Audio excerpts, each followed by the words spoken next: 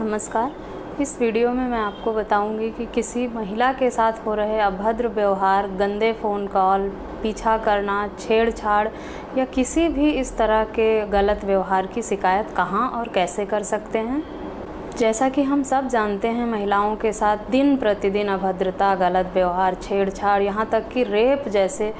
जघन्य अपराध की घटनाएं बढ़ती जा रही हैं। आए दिन हम लोग सुबह सो के उठते हैं और अखबार में या न्यूज़ के थ्रू या मीडिया में, टीवी से हमें कुछ ना कुछ ऐसी न्यूज़ देखने को मिल जाती है जिससे हमारा मन बहुत आहत होता है। मन में एक डर बैठता है अपनी बहू बेटियों को लेके कि उनको घर से बाहर कैसे निकलने दें, उनको कैसे पढ़ने दें, उनको जॉब कैसे करने दें, वो कैसे सिक्योर हैं। समाज में इस तरह की भावनाएं लोगों के अंदर कैसी दबी हुई हैं, कौन कैसा सोच रहा है कुछ नहीं पता। तो इस डर को दूर कैसे किया जाए या हम इससे कैसे लड़ सकते हैं या किन छोटी छोटी बातों को ध्यान में रख के हम थोड़ा डर और अपने बचाव में एक अच्छा कदम उठा सकते हैं, ये वीडियो आज उसी के बारे में है। वैसे तो हम सबको पता है कि पुलिस का हेल्पलाइन नंबर जैसे पहले 100 नंबर था, अब 112 नंबर हो गया है। आपको किसी भी तरह से पुलिस की मदद चाहिए, कुछ गलत हुआ है आपके साथ, तो आप 112 नंबर पर फ़ोन करते हैं और पुलिस आपके घर आती है जहाँ पे वारदात हुआ है और पूरी घटना की जानकारी लेकर शिकायत दर्ज करके उस पर कार्रवाई करती है। लेकिन महिलाओं के लिए, सीनियर सिटीज़न के लिए, बच्चों के लिए, इन सब के साथ हो रहे अपराध को बढ़ते हुए देखकर पुलिस ने अलग अलग हेल्पलाइन नंबर भी जारी किए हैं जिसके थ्रू पुलिस लोगों की मदद करती है। साथ ही साथ पुलिस ने अलग से सीनियर सिटीज़न, वेमेन के लिए, चिल्ड्रन के लिए, सबके लिए अलग अलग हेल्पलाइन नंबर भी जारी किए हैं जिसके थ्रू वो लोगों की मदद कर रही है। बहुत सारे लोग हैं जिनको इस नंबर के फ़ायदे पता हैं और वो इसका यूज़ भी कर रहे हैं, पर अब भी बहुत सारे लोग ऐसे हैं जो इस नंबर के बारे में, इस हेल्पलाइन नंबर के बारे में बिल्कुल भी नहीं जानते। उन्हें नहीं पता कि उन्हें कहाँ शिकायत करनी है, उन्हें बस 112 नंबर ही पता है कि भाई 112 पे फ़ोन करेंगे तो पुलिस घर आएगी, फिर लोग देखेंगे, पड़ोसी देखेंगे, वो क्या पूछेंगे और फिर लोगों के माइंड में क्या इमेज बनेगी हमारी, वगैरह वगैरह सोच के हम डर जाते हैं और हम अपने साथ हुए किसी भी घटना की शिकायत पुलिस में नहीं करते। लेकिन मैं आपको बता दूं कि 112 नंबर को छोड़ के बाकी अन्य जो इस तरह के अपराध हैं, जो घटनाएं हैं दिन प्रतिदिन हो रही हैं या बढ़ती जा रही हैं, इसको लेकर जो पुलिस ने हेल्पलाइन नंबर डायल किए हैं वो सब दिल्ली पुलिस, यूपी पुलिस, जो भी हो, उनकी वेबसाइट पे टॉप हेडिंग में ही लिखे हुए आते हैं सबके हेल्पलाइन नंबर्स अलग अलग। आपको अगर 112 नंबर नहीं बुलाना है, कोई अन्य शिकायत करनी है, कोई किसी महिला का पीछा कर रहा है या कोई मैसेज कर रहा है या कोई छेड़छाड़ कर रहा है, कोई गलत मैसेजेस दे रहा है, कोई टीज़ कर रहा है आपको, या कोई आपके साथ बदतमीज़ी कर रहा है, अभद्र व्यवहार कर रहा है बस में या पब्लिक ट्रांसपोर्ट में कहीं आते जाते, या इस तरह की कोई घटनाएं होती हैं, या कोई बार बार आपके नंबर पे गलत तरीके से मैसेज भेज रहा है या डरा धमका रहा है, तो आप उसकी शिकायत भी कर सकती हैं। उसके लिए आपको 112 नंबर डायल करने की ज़रूरत नहीं होगी। उसके लिए दिल्ली पुलिस का हेल्पलाइन नंबर है 1091 और यूपी पुलिस का नंबर है 1090। ये दोनों हेल्पलाइन नंबर्स ऐसे हैं जिसमें महिलाएं कोई भी उनके साथ हुई घटना की शिकायत लिखित रूप से या मौखिक रूप से या व्हाट्सएप करके जानकारी पुलिस को दे सकती हैं और उसकी पूरी छानबीन करके पुलिस संबंधित व्यक्ति को फ़ोन करके उसको बहुत अच्छे से समझाती है कि आपने ऐसा ऐसा किया है और अब ये दोबारा नहीं होना चाहिए क्योंकि ये कानूनन जुर्म है, और आप अगर ऐसा करते हुए पाए जाते हैं तो आपके साथ क्या क्या होगा, वो सारी चीज़ें समझा के पुलिस बहुत तरीके से उसको, बहुत कानूनी तरीके से समझा के उस मैटर को सॉल्व करती है। इस बात का मेरा अपना पर्सनल एक्सपीरियंस है। मैं एक सोशल वर्कर होने के नाते बहुत सारी महिलाओं की हेल्प की है मैंने। अपने लिए भी मुझे कई बार ऐसे हेल्प की ज़रूरत पड़ी है जहां मैंने 112 नंबर और 1090, 1091 इन सारे हेल्पलाइन की मदद ली है। इन सब का मेरा एक्सपीरियंस रहा है कि इन्होंने बहुत ही अच्छे ढंग से, बिना मेरी आइडेंटिटी लीक हुए कि भाई मेरी पहचान बताई जाए या मेरी पहचान पब्लिक हो या पुलिस मेरे घर आए, इन सबको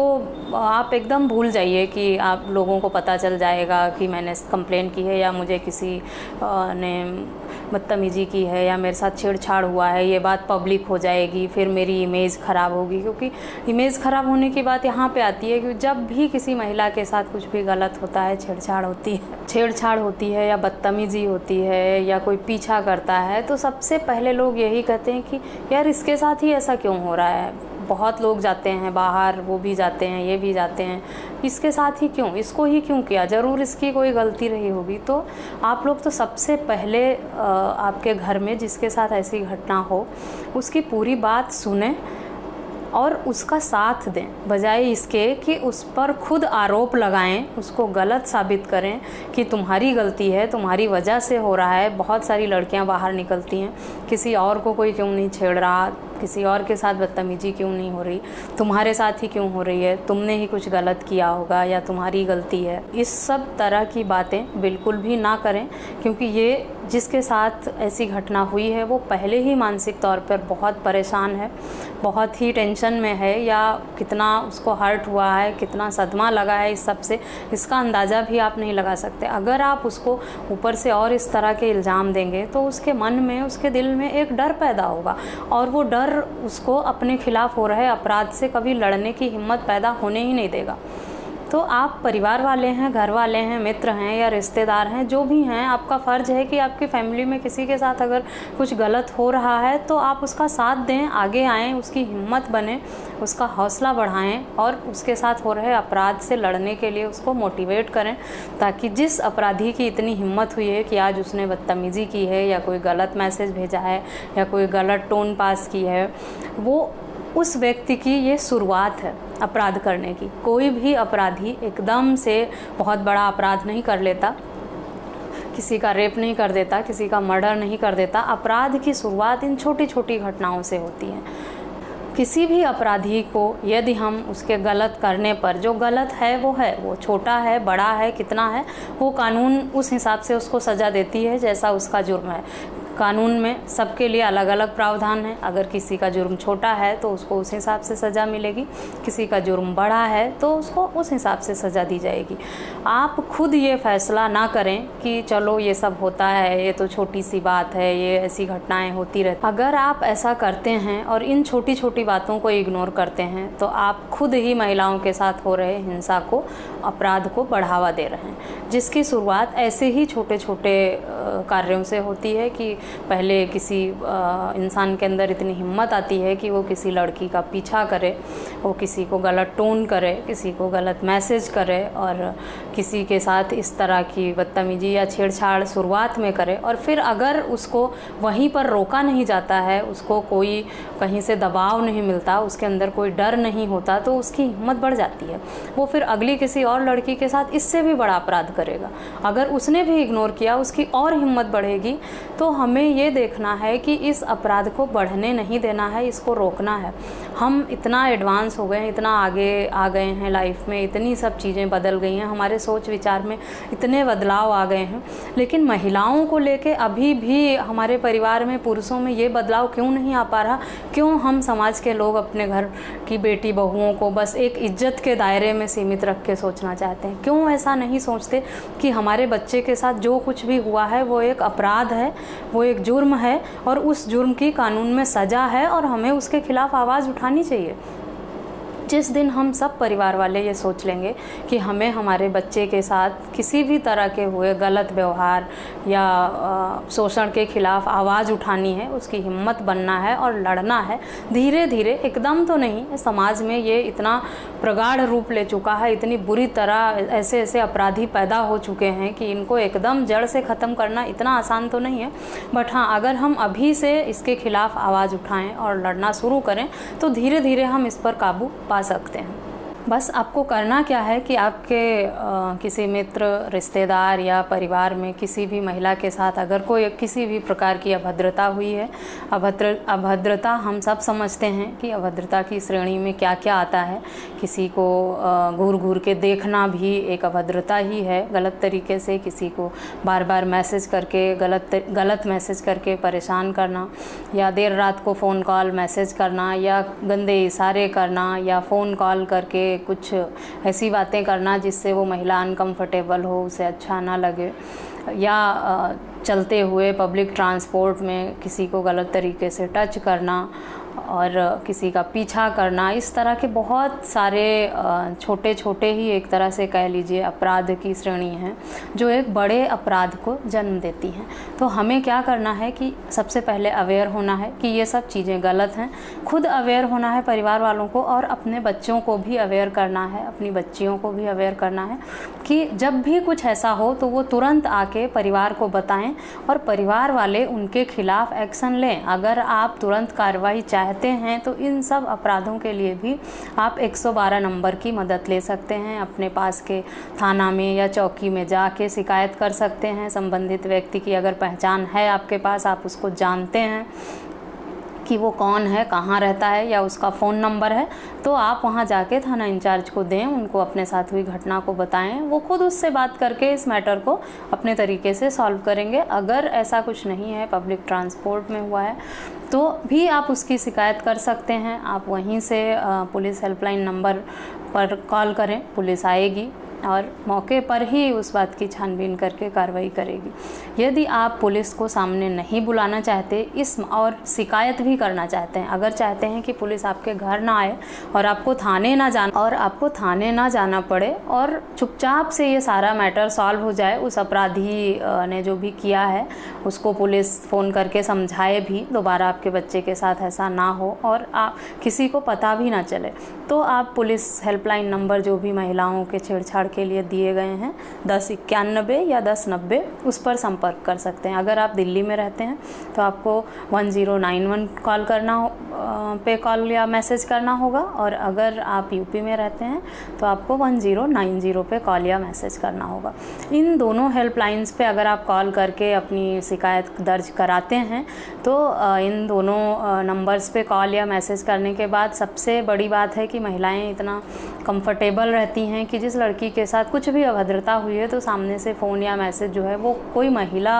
ही रिसीव करती है। महिला कांस्टेबल द्वारा ही फ़ोन कॉल रिसीव की जाएगी या महिला वॉलंटियर होंगी जो भी संबंधित थाने में या हेल्पलाइन में रखी गई हैं। वो आपको बहुत अच्छे से प्यार से पूछेंगे कि आपके साथ क्या हुआ है और पूरी बात सुनेंगे, शिकायत लिखेंगे, उसका नंबर या पता जो भी आप बताएंगे लेंगे और उससे संपर्क करके उसको बताएंगे कि आपने ऐसा ऐसा किया है और ये गलत है, कानूनन जुर्म है और इसके लिए ये सज़ा है आपकी, आप दोबारा ऐसा ना करें। और वो बहुत अच्छे से समझ भी जाते हैं, ये मेरा अपना एक्सपीरियंस है। एज ए सोशल वर्कर मैं इतनी कंप्लेन करवा चुकी हूँ लोगों की और इतना अच्छा एक्सपीरियंस मुझे रहा है कि एक बार जिस बंदे को कॉल की गई है उसकी हिम्मत दोबारा नहीं हुई है कि वो फिर उसी लड़की को, सेम लड़की को तो उसने कॉल नहीं किया है, बट एक इसका नंबर पे शिकायत करने का एक फ़ायदा और है कि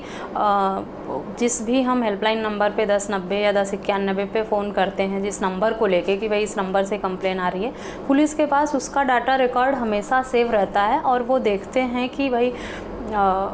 इस नंबर से कितनी लड़कियों या कितनी महिलाओं को,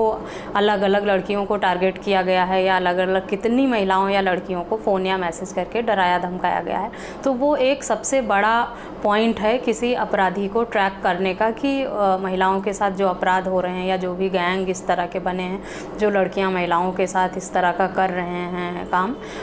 उनमें कौन कौन ज़्यादा एक्टिव हैं या कौन कौन व्यक्ति है जिसके खिलाफ सबसे ज़्यादा कंप्लेन की गई है, वो कौन कौन से नंबर हैं। तो हमें पुलिस की मदद करनी है, ना कि अपने आप को ये सोचना है, अपने आप में बैठ के ये सोचना है कि यार पुलिस में नहीं जाना, पुलिस हमें डांटेगी, हमारी बेइज्जती होगी, पुलिस में सुनवाई नहीं होती वगैरह वगैरह। ये जो बातें हैं ये सब भूल जाइए। अपने बच्चे के अंदर से डर निकालिए, उसके अंदर एक हिम्मत पैदा करिए और हम इतने बोल्ड स्टेप ले रहे हैं अपनी लाइफ में। बहुत सारे जो समाज में बदलाव आए हैं, लड़कियों को हमने इतनी आज़ादी दी है पढ़ने लिखने की, जॉब करने की, बाहर जाने की, घूमने की, उसमें से एक आज़ादी, एक फ्रीडम खुल के जीने की ये भी दे दें कि अगर उनके साथ कोई अपराध या बदतमीजी होती है या कोई छेड़छाड़ होता है तो हम उन पे इल्ज़ाम नहीं लगाएंगे। हम अपने बच्चों को ऐसी परवरिश दें, ऐसी सीख दें कि बेटा तुम्हारी कोई गलती नहीं है, अगर तुम्हारे साथ कुछ गलत हो या कोई तुम्हें छेड़े या परेशान करे तो तुम फ्री होकर मेरे पास आकर मुझे बता सकती हो कि ऐसा ऐसा हुआ है और हम तुम्हारे साथ हैं, हम जाकर तुम्हारे साथ तुम्हारी शिकायत करेंगे। जिस दिन हम अपने बच्चों के साथ इतना कंफर्टेबल हो जाएंगे, वो उनके साथ हो रहे हर छोटी छोटी घटना को आकर हमें बताना है कि भाई मम्मी पापा या भैया इस तरह का मेरे साथ हुआ, आज हम वहाँ जा रहे थे। आपके बच्चे की लाइफ में क्या चल रहा है, कोई उसे परेशान कर रहा है, कोई उसे टॉर्चर कर रहा है, या किस दौर से वो गुज़र रहा है, जहाँ भी स्कूल कॉलेज या बाहर जॉब के लिए जा रहा है, वो जानना आपके लिए बहुत ज़रूरी है। क्योंकि अगर हम अपने बच्चों को ऐसे छोड़ देंगे, हमारा बच्चा पहले ही ये सब चीज़ें समझता नहीं है, जानता नहीं है, तो उसके साथ अपराध होने की घटनाएं बढ़ने के चांसेस बहुत ज़्यादा हो जाते हैं। हमें अपने बच्चों को एक कंफर्टेबल जोन में लाना है, उनके साथ एक ऐसा रिलेशन बनाना है कि कुछ भी हो बाहर, छोटी छोटी घटनाएं वो हमें आके बताएं और हम उनका सहयोग दें और उनकी इस तरह की घटनाओं के खिलाफ हिम्मत बने, आवाज़ उठाएं और लड़ें। जिस दिन हम ये छोटे छोटे स्टेप फॉलो करने लग जाएंगे, हमारे जो इस तरह के अपराध, जो महिलाओं के साथ इस तरह के अपराध और घटनाएं बढ़ती जा रही हैं, इसमें धीरे धीरे कमी आनी शुरू हो जाएगी। साथ ही साथ अगर आपका बच्चा घर से बाहर निकलता है पढ़ने के लिए, स्कूल कॉलेज में या जॉब करने के लिए, आप बहुत सारे सेल्फ़ डिफेंस किट आजकल आने लगे हैं मार्केट में। एक टॉर्च, रॉड या स्प्रे, पेपर स्प्रे या कुछ परफ्यूम टाइप का, इस तरह के गन फॉर्म में बहुत सारी चीज़ें ऐसे मार्केट में आने लगे हैं, जिसको वो अपने साथ अपने पर्स या बैग में लेके जा सकती हैं। ये सब चीज़ें इस काम आती हैं कि जब कहीं आप इमरजेंसी में फंस गई हैं। ये तो छोटी छोटी बातें जो मैंने आपको बता दी कि भाई आपको ये फॉलो करना है, अपने बच्चे के अंदर हिम्मत जगानी है और ऐसे उसकी परवरिश करनी है, ये देना है, वो ठीक है, बच्चे की हिम्मत तो आ गई। अब अगर कहीं वो ऐसी कंडीशन में फंस गया जहाँ पे 4 लोग एक साथ हैं, कहीं सुनसान जगह पे अकेले में, गाड़ी ख़राब हो गई या कुछ ऐसी हुई, तो उस कंडीशन में उसने अपने आप को कैसे प्रोटेक्ट करना है, उसकी तैयारी भी घर वालों को ही अपने बच्चे को बतानी पड़ेगी। क्योंकि बच्चों को इतनी अवेयरनेस नहीं होती, थोड़े लापरवाह होते हैं बच्चे, बचपना होता है उनके अंदर, वो ये सब चीज़ें नहीं सोच पाते। घर वाले तो ये सोच सकते हैं, उनकी एज इतनी है, इतना एक्सपीरियंस है, इतना समाज में जो भी हो रहा है उससे देख रहे हैं, सीख रहे हैं, तो वो लोग अपने बच्चों का मार्गदर्शन क्यों नहीं करते, क्यों नहीं उनको अवेयर करते इन चीज़ों को लेके कि बेटा इन छोटी छोटी चीज़ों को ध्यान में रखकर हम इन बड़ी बड़ी घटनाओं से बच सकते हैं। ये जो छोटी छोटी किट्स आती हैं मार्केट में सेल्फ़ डिफेंस के लिए या अपने बचाव के लिए, उनको लेके ज़रूर अपने बच्चों के, बच्चियों के या अपने घर की जो महिलाएं हैं उनके पर्स में ज़रूर रखें। ये जो स्प्रे है, ये अगर आप इमरजेंसी में कहीं फंस जाती हैं और आप कोई 4 लोग आपके सामने आ जाते हैं और आप उनके सामने फेंकती हैं, उनके मुंह पे फेंक देते हैं, तो वो थोड़ी देर के लिए उनको दिखना बंद हो जाता है या उनके आँख से आंसू आने लग जाते हैं और आपको वहाँ से भागने का, शोर मचाने का और बचने का मौका मिल जाता है। जो भी टॉर्च या इलेक्ट्रिक रॉड के फॉर्म में आते हैं, वो इस तरह के होते हैं कि अगर आप उनको निकाल के उस व्यक्ति को टच कर देते हैं तो उसको एक इलेक्ट्रिक शॉक लगता है और वो कुछ सेकेंड के लिए अनकॉन्शियस हो जाता है और आप शोर मचा के वहाँ से लोगों की मदद लेकर भाग सकते हैं। शोर मचाएंगे, आसपास लोग होंगे तो आपकी हेल्प के लिए भी आ जाएंगे और आपको भागने का भी मौका मिल जाएगा कि आप वहाँ से शोर मचाकर भाग सकते हैं। तो बहुत सारे ये छोटे छोटे जो डिवाइसेस बनाए गए हैं, ये भी महिलाओं के साथ जो ये इस तरह की घटनाएं बढ़ रही हैं, इनको देखते हुए ही बनाए गए हैं। हम सबको इनका भी यूज़ करना है। मैं किसी प्रोडक्ट को प्रमोट नहीं कर रही हूँ। इस वीडियो में ये सब बातें बताने का मतलब बस एक सोशल अवेयरनेस फैलाना है। मैं किसी प्रोडक्ट को प्रमोट नहीं कर रही, ना मैं किसी पुलिस की शिकायत या फेवर में बातें कर रही हूँ। बस एक समाज सेविका होने के नाते जो ये बढ़ती रेप की घटनाएं हैं, इन सब से मैं भी बहुत आहत होती हूँ। बहुत सारी महिलाओं का दर्द तकलीफ़ सुन के मुझे भी अच्छा नहीं लगता, क्योंकि मैं भी एक महिला हूँ। अब मुझे लगता है अगर मैं कुछ छोटी छोटी 2-4 टिप्स बता दूँ और कुछ लोगों के काम आए, जो मैं खुद यूज़ करती हूँ, ये सारी चीज़ें मैं खुद लेके रखती हूँ, क्योंकि मुझे भी एक सोशल वर्कर होने के नाते मुझे कब कहाँ किसके पास आना जाना पड़ता है, अकेले जाना पड़ता है। मेरे पास कोई प्रोटेक्शन नहीं होता, कोई हेल्प के लिए नहीं रहता। मैं क्या सबको लेके अपनी फैमिली में कि भाई 10 बजे किसी को मेरी ज़रूरत है या 11 बजे रात को ज़रूरत है तो मैं किसी को साथ लेके जाऊँगी? नहीं, मुझे एकदम भागना पड़ता है। मेरे पास कोई इमरजेंसी कॉल आई या किसी को मेरे हेल्प की ज़रूरत है तो मैं जाऊँगी। और मैं इन्हीं सारे प्रोटेक्शन को यूज़ करती हूँ कि अगर मैं कहीं अकेले में ऐसी कंडीशन में फंस जाती हूँ तो 10 लोगों से मैं अकेले लड़ नहीं सकती, क्योंकि वो 4 लोग हैं या 10 लोग हैं और मैं अकेली हूँ। इतना तो मेरे अंदर भी सुपर पावर नहीं है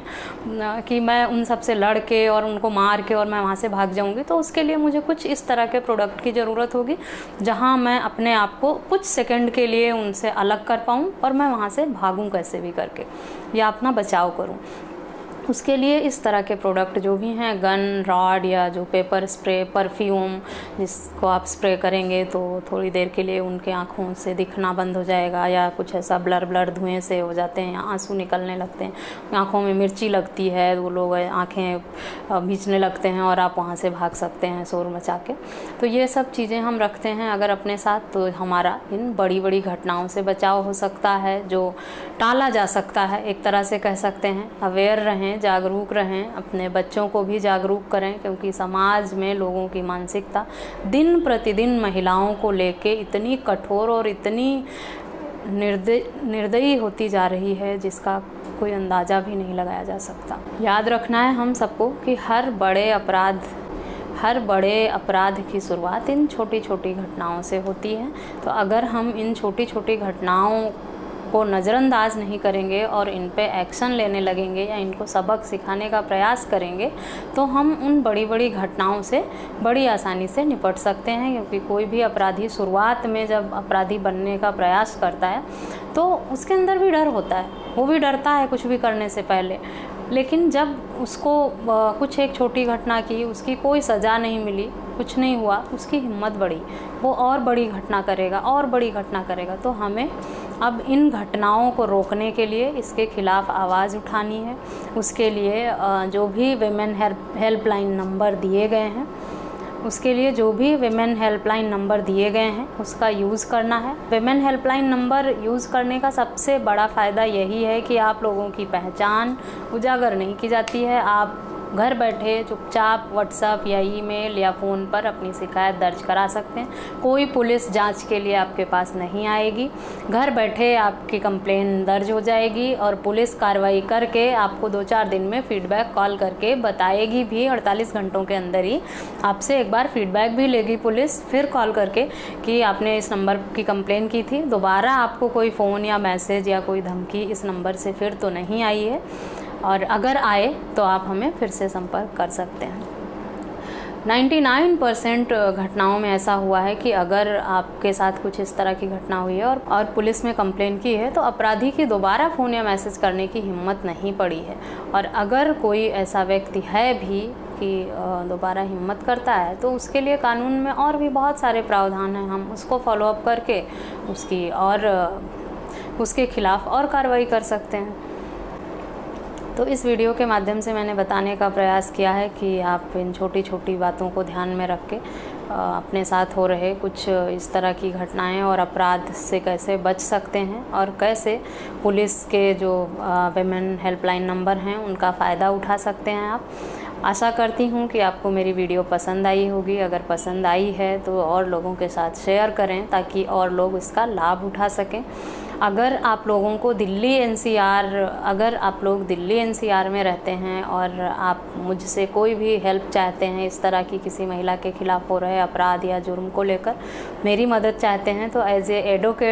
एडवोकेट और एज ए सोशल वर्कर मैं आप लोगों के साथ हूँ। आप मेरा ईमेल आईडी डिस्क्रिप्शन बॉक्स में रहेगा और इस जो भी आज मैंने वीडियो बनाई है इसकी डिटेल में जानकारी के लिए मैं एक पोस्ट भी लिखूँगी जिसमें आप किस धारा के अंतर्गत कहाँ एफआईआर कर सकते हैं और क्या क्या कॉन्टैक्ट नंबर हैं जोन वाइज पुलिस के, दिल्ली पुलिस, यूपी पुलिस के कितने संपर्क नंबर हैं और क्या क्या काम करते हैं, कैसे काम करते हैं ये लोग, ये सारी जानकारी मैं एक पोस्ट के माध्यम से, वीडियो में सारी बातें कवर नहीं हो पाती हैं, चाह कर भी कुछ ना कुछ बातें स्किप हो जाती हैं, तो मैं एक पोस्ट भी अपनी बनाई हुई वीडियो के साथ एक संबंधित पोस्ट भी शेयर करती हूँ अपनी वेबसाइट पर a2zkanun.com पर।